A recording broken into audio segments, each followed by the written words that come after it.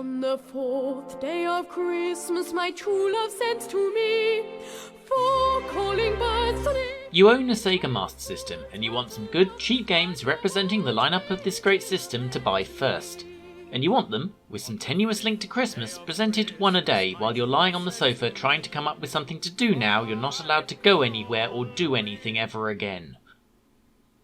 On the 4th day of Christmas, my true love eBayed me Olympic Gold. Too late it occurs to me this would have been a really clever one for gold rings. Bollocks.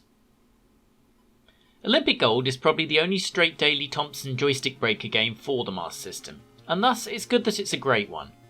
It has the official license for the Barcelona Olympics that were held back in 1992 when we all had hope and optimism. Obviously they've not tried to cram an actual full Olympics in there, and despite the menu option, they really haven't.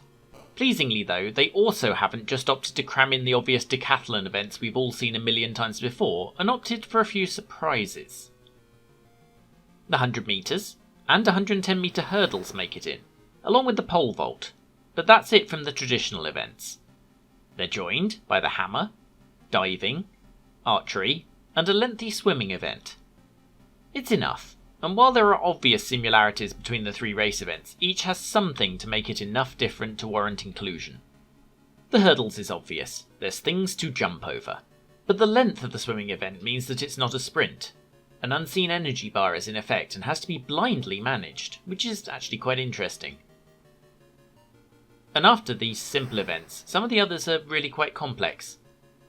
The diving especially requires a high level of dexterity to pull off the dive you pre-selected, and so far, that's dexterity I do not have. Most of my dives are resulting in a worse flop than an X Factor winner's second single. And the pole vault remains the confusing enigma of any game it appears in. Archery though might be the standout, employing a similar wobbly cursor mechanic to most dart games, which almost makes more sense here given the weight of an average bow. There's also wind, and a time limit to consider, making for an event where you have to be accurate and quick under pressure. It's a good implementation.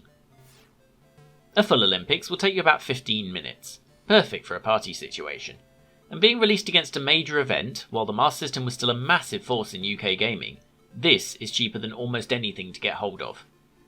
There are recent auctions that didn't attract a bidder at £6 shipped for a boxed copy, and at that price it's a steal for an attractive game that even includes an opening and closing ceremony.